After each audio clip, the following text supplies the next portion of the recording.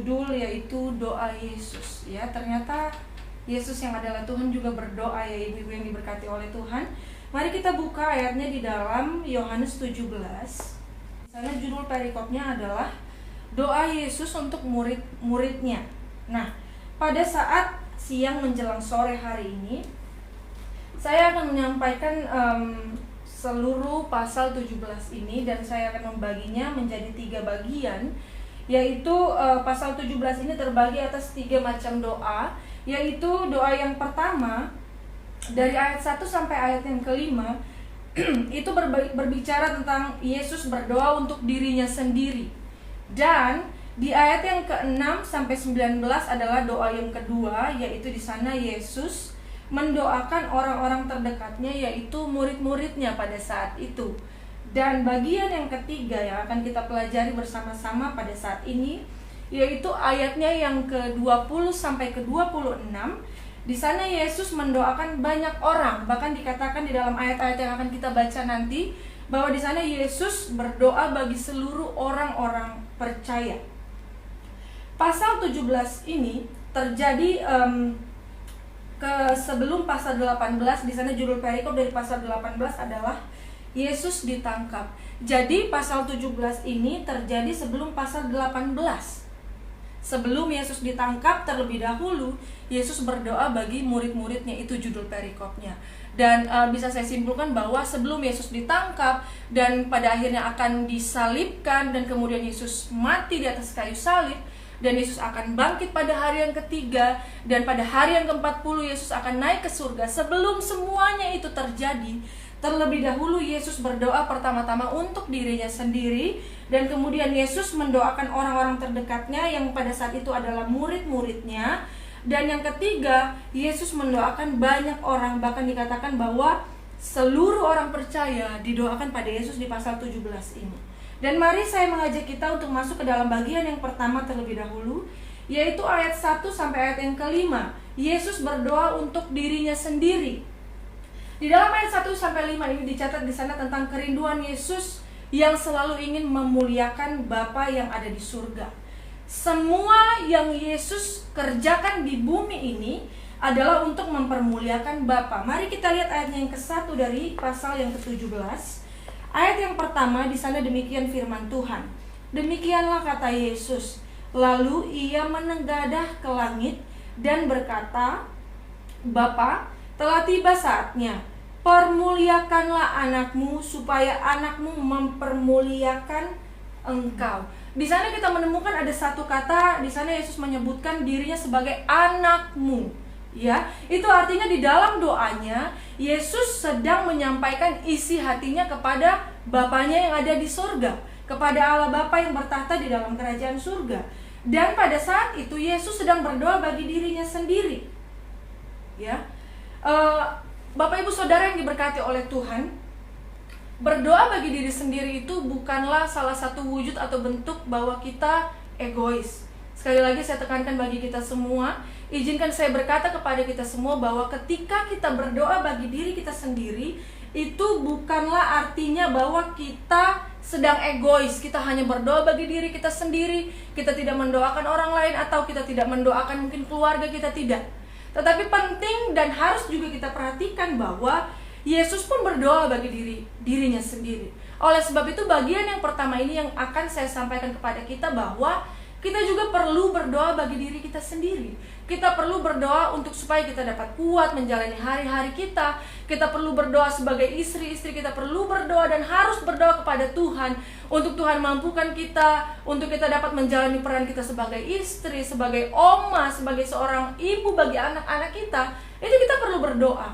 Karena tanpa kita berdoa kepada Tuhan, maka kita akan lemah.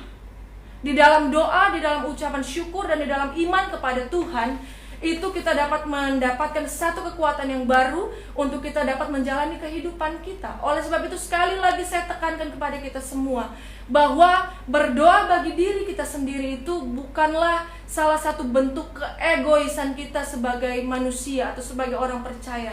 Tetapi sebagaimana Yesus berdoa juga bagi dirinya sendiri, maka kita pun jangan lupa berdoa bagi diri kita sendiri. Banyak orang yang terlalu sering berdoa bagi orang lain. Benar ya ibu-ibu ya? Atau bisa saya simpulkan, banyak hamba-hamba Tuhan berdoa, memang harus berdoa buat jemaat, memang harus berdoa buat semua orang yang kita perlu doakan, memang kita harus berdoa untuk mereka. Tetapi kebanyakan, khususnya hamba-hamba Tuhan, itu jarang mengucapkan doa untuk diri mereka sendiri, termasuk saya. Saya jarang mengucapkan doa untuk diri saya sendiri. Saya banyak mendoakan orang lain. Ini bukanlah salah satu ungkapan kesombongan, tetapi melalui firman Tuhan yang saya sampaikan ini juga mengingatkan saya secara pribadi bahwa perlu berdoa untuk diri sendiri, perlu berdoa untuk kekuatan diri sendiri, agar supaya Tuhan memperbaharui kekuatan dari hari ke hari, untuk kita dapat mampu menjalani kehidupan ini, dan kita dapat mampu melayani Tuhan di dalam kehidupan kita. Nah, kita baca Filipi 4 ayat yang ke-6.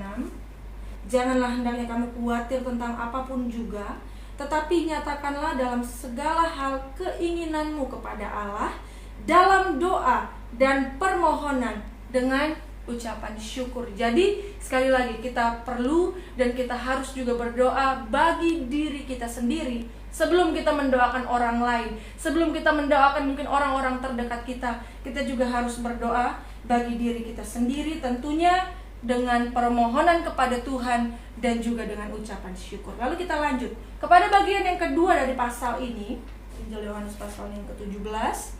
Ayat yang ke-6 sampai 19 adalah bagian yang kedua. Di sana yaitu Yesus berdoa bagi orang-orang terdekatnya. Yang dalam hal ini dicatat di dalam perikop ini yaitu murid-murid Yesus. Nah, dalam hal ini Yesus berdoa bagi murid-murid yang setiap hari bersama dengan Yesus. Oleh sebab itu saya katakan bahwa Yesus berdoa bagi orang-orang terdekatnya. Dan ada beban yang berat di dalam hati Yesus pada saat itu. Sebelum Yesus akan ditangkap, sebelum Yesus akan disalibkan, dia akan disiksa, dia akan mati di atas kayu salib, dan dia dibangkitkan pada hari yang ketiga, dan Yesus akan naik ke surga. Sebelum Yesus meninggalkan murid-murid ke surga pada saat itu, ada satu beban di dalam hati Yesus yang Yesus sangat-sangat memikirkan, bagaimana murid-murid nanti kelak ketika aku tidak ada lagi di muka bumi ini. Yaitu tadi saya katakan bahwa ada beban berat di dalam hati Yesus untuk murid-murid, dan Yesus membawa itu di dalam pergumulan doanya kepada Allah Bapa yang ada di kerajaan surga. Ayat 6 bagian B, dan mereka itu milikmu, dan engkau telah memberikan mereka kepadaku, dan mereka telah menuruti firman-Mu. Mereka di sana yang Yesus maksudkan adalah murid-murid Yesus. Dan di ayatnya yang ke-9, kita baca bersama-sama ayat yang ke-9. Di sana Yesus berkata, aku berdoa untuk mereka. Bukan untuk dunia aku berdoa, tetapi untuk mereka yang telah engkau berikan kepadaku, sebab mereka adalah milikmu. Sekali lagi, Yesus berkata kepada Allah Bapa di surga di dalam doa Yesus di bagian yang kedua pada saat ini yang kita sedang bahas. Di ayat yang ke-9 yaitu dikatakan di sana, aku berdoa untuk mereka. Ayat-ayat ini menjelaskan kepada kita secara spesifik, secara jelas, dan secara khusus bahwa Yesus berdoa bagi murid-muridnya, bagi orang-orang terdekatnya pada saat itu yang setiap hari bersama-sama dengan dia adalah murid-murid Yesus. Mengapa Yesus berdoa bagi mereka? Tadi telah saya katakan bahwa selama murid-murid berada bersama dengan Yesus di muka bumi ini, maka murid-murid menjadi tanggung jawab dari Yesus. Maka murid-murid berada di bawah pemeliharaan dan penjagaan dan perlindungan daripada Yesus. Oleh sebab itu Yesus memiliki satu hubungan yang sangat dekat dengan murid-muridnya, yang menyebabkan Yesus sampai-sampai berdoa kepada Allah Bapa di surga atas dasar kasihnya kepada orang-orang terdekatnya pada saat itu. Ayat 11 dikatakan di sana, ibu-ibu, mari kita simak bersama-sama ayat yang ke-11. Di sana dikatakan bahwa, dan aku tidak ada lagi di dalam dunia, tetapi mereka masih ada di dalam dunia, dan aku datang kepadamu. Ya Bapa yang kudus, peliharalah mereka dalam namamu, yaitu namamu yang telah engkau berikan kepadaku, supaya mereka menjadi satu sama seperti kita. Yesus meminta kepada Bapa di dalam ayat yang ke-11 ini bahwa Yesus meminta kepada Bapa untuk memelihara murid-murid yang ada di muka bumi, sehingga tidak ada seorang pun yang hilang di antara mereka. Dan di ayat 12b di sana dicatat bahwa dijelaskan ada satu yang hilang. Dan yang hilang itu kita tahu adalah Yudas yang mengkhianati Yesus. Dan Yudas memang sudah ditakdirkan, jalannya memang sudah dia harus mengkhianati Yesus, dia harus terhilang agar supaya genaplah nas-nas firman Tuhan yang dicatat. Nah, lalu kita lanjut ke dalam ayat yang ke-15. Ayat 15 di sana dikatakan, aku tidak meminta supaya engkau mengambil mereka dari dunia, tetapi supaya engkau melindungi mereka daripada yang jahat. Sekali lagi, jemaat Tuhan yang diberkati oleh Tuhan, ayat 15 ini adalah bukti bahwa Yesus sangat sayang kepada murid-murid, bahwa Yesus sangat mengasihi murid-murid.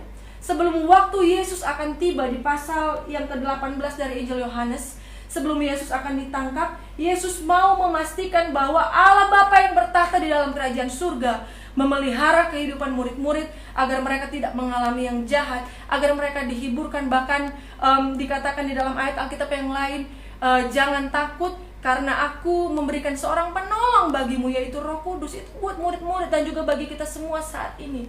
Yesus sangat mempedulikan kehidupan dari murid-murid, karena Yesus sangat dekat dengan mereka. Yesus sangat mengasihi kehidupan dari murid-murid yang adalah orang terdekatnya pada saat itu. Dan dari bagian yang kedua ini kita belajar bahwa kita pun, sebagaimana Yesus berdoa bagi orang-orang terdekatnya, kita pun harus berdoa bagi orang-orang terdekat kita. Siapa orang-orang terdekat kita? Ibu-ibu yang diberkati oleh Tuhan, suami kita. Kita harus berdoa bagi suami kita. Kita harus berdoa bagi anak-anak kita. Kita harus berdoa bagi cucu-cucu kita. Dan kita pun harus berdoa bagi orang tua kita yang mungkin telah lanjut usia. Mereka yang telah membesarkan kita sampai kita ada sampai saat ini. Itu semua karena berkat Tuhan, dan juga berkat karena orang tua kita yang telah menjaga kita dari kita kecil. Oleh sebab itu, kita harus jangan pernah berhenti mendoakan orang-orang terdekat kita. Mereka butuh topangan doa dari kita. Memang mungkin kondisi mereka saat sana ini kita lihat mereka baik, mereka sehat, mereka kuat. Tetapi sekali lagi saya tekankan kepada kita pada saat ini, sebagaimana Yesus berdoa bagi orang-orang terdekatnya, kita pun harus berdoa bagi orang-orang terdekat kita. Jangan melulu berdoa bagi diri kita sendiri. Kalau tadi di bagian yang pertama kita belajar bahwa kita memang harus berdoa bagi diri kita sendiri, dan itu bukanlah bentuk dari suatu keegoisan diri, tidak. Tetapi kalaupun kita hanya melulu berdoa bagi diri kita sendiri, kita tidak mendoakan orang-orang terdekat kita, itu pun juga jangan dilakukan. Tetapi mari kita berdoa bagi diri kita sendiri. Itu adalah hal yang pertama. Dan hal yang kedua, kita harus mendoakan bagi orang-orang terdekat kita. Sebagaimana Yesus menunjukkan teladan itu bagi kita, kita juga harus melakukan hal yang sama. Ini penting, izinkan saya berkata, jangan sampai istri berhenti berdoa bagi suami. Jangan sampai istri berhenti berdoa bagi anak-anak. Mungkin ada konflik yang terjadi di antara suami istri, atau di antara orang tua dan anak, atau di antara kita dan orang tua kita. Tetapi saya mau katakan bahwa jangan berhenti berdoa bagi orang-orang terdekat kita. Amin. Yang setuju boleh katakan amin. Puji Tuhan. Lalu kita akan lanjut ke dalam hal yang ketiga. Bagian yang ketiga dari pasal 17 ini, yaitu dari ayat 20 sampai ayat yang ke-6. Di sana yaitu bagian yang ketiga, ketika Yesus mendoakan orang-orang banyak. Nah, di ayat yang ke-20 saya baca, dan bukan untuk mereka ini saja, maksudnya bukan untuk murid-murid saja aku berdoa, tetapi juga untuk orang-orang yang percaya kepadaku oleh pemberitaan mereka. Jadi, saya simpulkan dari ayat yang ke-20 sampai ayat yang ke-26 ini, Yesus sedang berdoa bagi orang-orang banyak. Yesus berdoa bukan untuk dirinya saja. Yesus berdoa bukan untuk orang-orang terdekatnya saja yang adalah murid-murid, tetapi juga Yesus berdoa untuk banyak orang. Mari katakan bersama-sama dengan saya, banyak orang. Nah, di dalam ayat ini dikatakan bahwa Yesus berdoa bagi orang-orang percaya. Kita lihat ayat 23 dan 24. Ayat 23 saya bacakan bagi kita semua. Aku di dalam mereka dan engkau di dalam aku, supaya mereka menjadi sempurna, menjadi satu, agar dunia tahu bahwa engkau yang telah mengutus aku, dan bahwa engkau mengasihi mereka sama seperti Engkau mengasihi aku. Ayat 24. Ya Bapa, aku mau supaya dimanapun aku berada, mereka juga berada bersama-sama dengan aku. Mereka yang telah Engkau berikan kepadaku, agar mereka memandang kemuliaanku yang telah Engkau berikan kepadaku, sebab Engkau telah mengasihi aku sebelum dunia dijadikan. Di dalam ayat 23 dan 24 ini Yesus berdoa untuk kesatuan dari orang-orang percaya. Ya, tadi saya katakan bahwa Yesus berdoa bagi orang-orang banyak yang adalah orang-orang percaya, dan Yesus berdoa bagi kesatuan dari orang-orang percaya. Serta ada penekanan di sana bahwa Yesus mau, dan Yesus berdoa kepada Allah Bapa yang ada di kerajaan surga. Yesus mau di mana Yesus berada, di situ pun orang-orang percaya ini berada di tempat yang sama. Yesus mendoakan hal itu, ibu yang diberkati oleh Tuhan. Ini artinya kepada kita bahwa kerinduan yang Yesus ucapkan di dalam doanya kepada Bapa di sorga adalah agar supaya orang-orang percaya itu dapat berada di tempat di mana Yesus berada, yaitu di dalam kekekalan jika nanti Yesus telah naik ke surga. Dan di mana Yesus berada di dalam kekekalan itu, Yesus mau semua orang-orang yang percaya kepada Tuhan ini yang sedang Yesus doakan pun akan menuju ke sana, akan menuju kepada kekekalan. Jadi menurut Yesus bahwa sorga itu nggak lengkap tanpa orang-orang percaya yang telah ditebus dengan kuasa darah Yesus. Dengan kata lain, bahwa sorga itu akan lengkap ketika orang-orang percaya yang dengar firman, yang terima Yesus sebagai Tuhan dan Juru Selamat, yang telah diselamatkan dan dibayar segala dosa-dosa kita dengan kuasa darah Yesus. Yesus mau orang-orang ini juga harus ada di dalam kekekalan bersama dengan Yesus, harus juga dimuliakan bersama-sama dengan Yesus. Dan saya dapat menyimpulkan bahwa doa Yesus ini adalah doa yang luar biasa. Banyak di antara kita, mungkin kita menyampaikan kebenaran, mungkin kita menyampaikan firman hanya sekedar saja, kita nggak peduli, ya udah dia nanti melakukan firman atau enggak terserah dia, ya udah nanti dia masuk surga atau enggak terserah dia. Tetapi Yesus, saya mau tekankan pada saat ini, Yesus sangat-sangat concern. Perhatian Yesus tertuju di sana. Yesus berdoa bagi hal ini, bahwa orang-orang percaya harus juga berada di dalam kekekalan, berada di dalam kemuliaan bersama-sama dengan Yesus.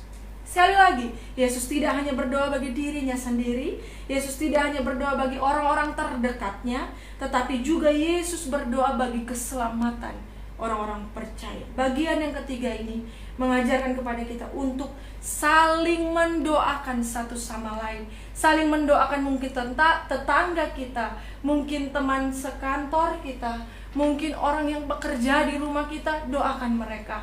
Atau mungkin orang-orang sepelayanan segereja lokal dengan kita, mereka butuh topangan doa dari kita, doakan mereka.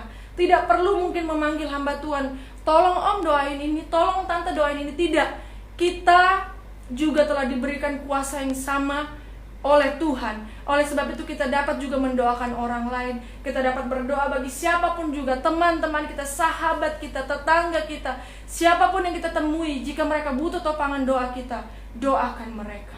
Seperti dan sebagaimana Yesus berdoa bagi orang-orang banyak, kita pun mau mendoakan satu sama lain. Dan di akhir menara doa ini kita akan juga saling mendoakan bagi saudara-saudara seiman kita yang membutuhkan topangan doa dari kita. Mereka yang sakit, mereka yang sedang berduka, mereka yang ada di dalam pergumulan, kita akan berdoa bagi mereka. Dan ini pun adalah salah satu bentuk di mana kita saling mendoakan satu sama lain, sebagaimana teladan yang Yesus berikan kepada kita, kita mau lakukan di dalam kehidupan kita. Nah, lalu kesimpulan bagi kita ibu yang diberkati oleh Tuhan, sebagaimana Yesus berdoa bagi dirinya sendiri, Yesus berdoa bagi orang-orang terdekatnya, Yesus juga berdoa bagi orang-orang banyak. Seperti itu juga kita akan melakukan hal tersebut, ya. Setiap doa yang kita naikkan kepada Tuhan, apakah itu untuk kita, apakah itu untuk keluarga kita, apakah itu untuk orang-orang yang ada di sekitar kita, kita percaya dengan iman bahwa Tuhan dengar semua doa kita kepada Tuhan. Dan satu saat nanti seturut dengan waktu dan kehendak Tuhan, Tuhan akan menjawab doa-doa yang kita sampaikan kepada Tuhan. Apakah jawabannya ya atau tidak, itu adalah keputusan Tuhan, bukan keputusan kita. Tetapi bagian kita adalah jangan berhenti berdoa kepada Tuhan. Di waktu senang, berdoa. Di waktu susah, berdoa kepada Tuhan. Sebab saya mengutip salah satu statement yang disampaikan oleh salah satu penginjil pendeta FDR, inisialnya.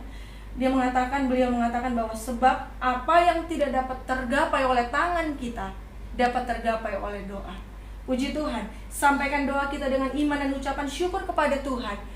Ya api Pantekosta heranlah, ya api Pantekosta heranlah.